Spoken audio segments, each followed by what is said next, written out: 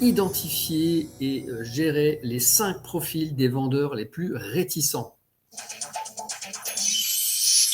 Les 5 profils vendeurs difficiles, 5 blocages, une approche spécifique pour chacun. Allez, maintenant le prochain, l'émotif. M-E-R-C-I, E comme émotif. Et lui, en fait, sa peur cachée, c'est pas de vendre. Lui, il sait qu'il doit vendre. Mais en fait, sa peur, c'est de perdre.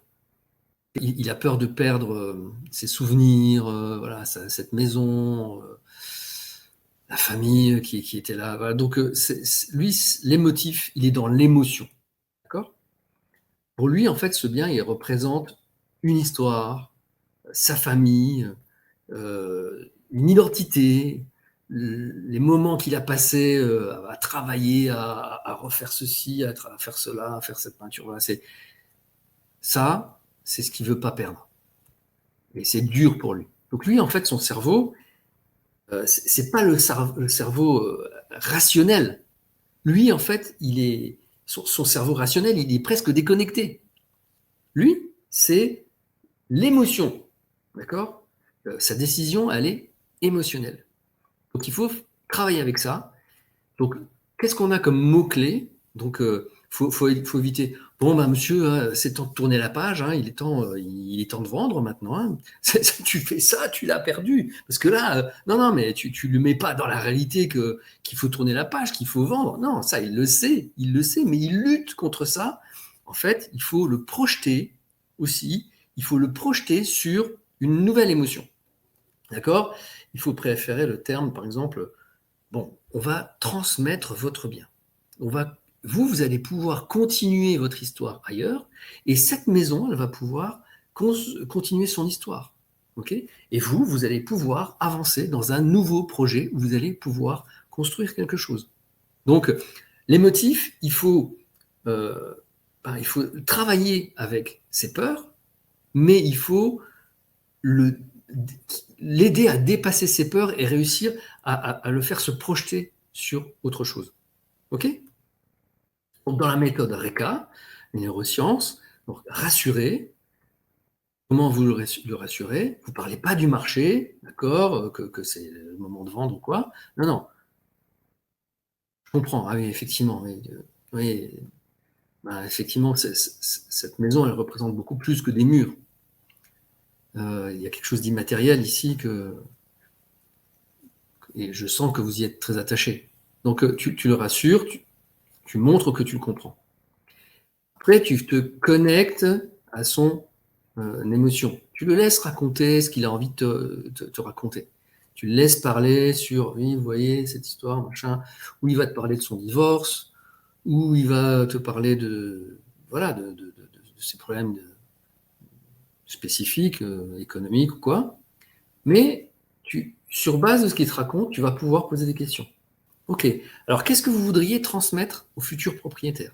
Dans cette maison, qu'est-ce que vous voudriez laisser de positif pour les prochains? Ok? Tu transformes sa perte en transmission. Ok? Et tu lui dis, tu lui montres que toi, tu seras en capacité de créer cette transmission.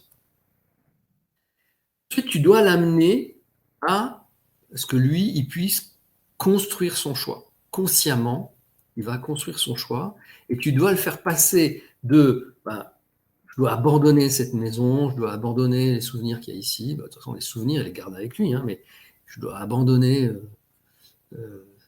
cette propriété. Mais tu dois l'aider à construire quelque chose d'autre, à ouvrir un nouveau chapitre. Donc c'est là que tu vas construire son choix de te choisir parce que tu es la bonne personne qui a compris ses émotions et qui va l'aider à être un passeur de bonheur. D'accord? Moi, de toute façon, je dis toujours, je ne suis pas un vendeur de maison, je ne suis pas un conseiller immobilier, je suis un passeur de bonheur. Et d'ailleurs, ça, c'est très fort, en fait, quand tu as ce profil émotif, tu dis que tu es un passeur de bonheur, et bien en fait, c'est ça qui va se transmettre. Quelqu'un qui est, par exemple, dans le deuil, il dit, bah oui, je sais que voilà, vous avez toujours été heureux ici, votre famille, tout ça, mais hop, on va passer ce bien à une nouvelle famille. Voilà, il y a plein de méthodes sur le profil émotif pour le projeter sur un nouveau chapitre. OK? Donc là, après, tu vas activer l'action. Donc, tu dis, quand vous sentirez que le moment est bon, voilà, on construira ensemble la meilleure transition possible. Mais encore mieux, tu dis tout de suite, voilà, nous pouvons construire ensemble la meilleure transition possible pour vous. Alors là, toujours la même chose, tu termines par, hop, donc voici la checklist des pièces à me fournir pour que je puisse vous accompagner dans votre vente. Voilà, tu l'as amené progressivement à passer à l'action. Ok?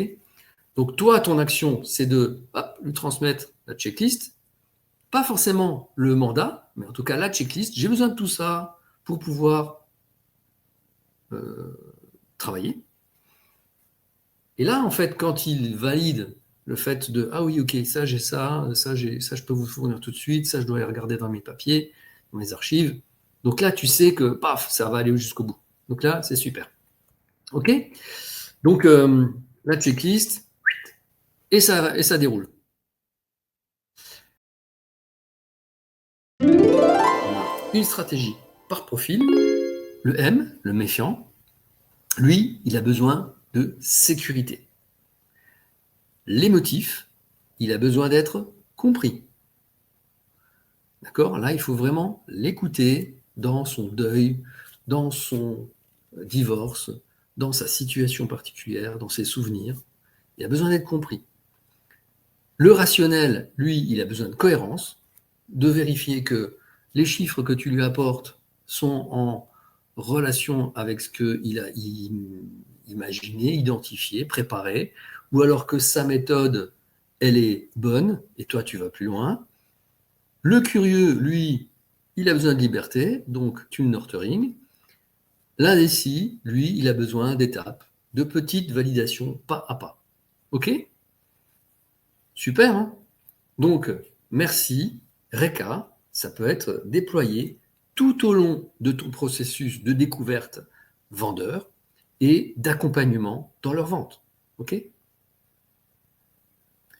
Donc, en tout cas, tu as des ressources pour celles et ceux qui suivent la formation et le coaching. Il y a des ressources à votre disposition. Là, toi, tu peux donc, du coup, utiliser déjà la vidéo, la voir, la revoir. Et pour ceux qui sont avec moi en coaching, il y a les fichiers, les livrables, qui sont notamment, en fait, le mémento concernant le bien, la checklist concernant le bien, concernant les acquéreurs. Voilà, j'ai besoin de tout ça. La méthode Home, Suite Home, objectif, mandat exclusif, avec le livret, sa première partie qui est donc le cadrage. OK? Donc tout ça, ce sont des éléments qui sont à la disposition des coachés. Et donc vous avez tout pour réussir.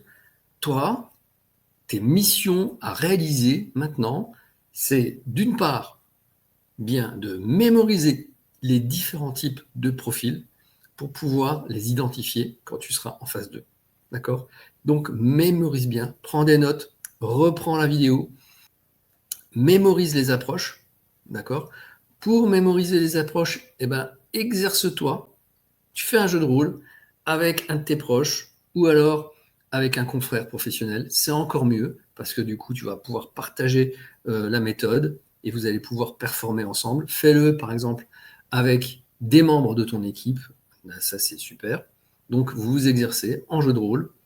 Et ensuite, le plus tôt possible, tu mets en pratique en rendez-vous vendeur. Pense bien à ça, toujours. Les profils types, merci. Quels sont ces blocages probables?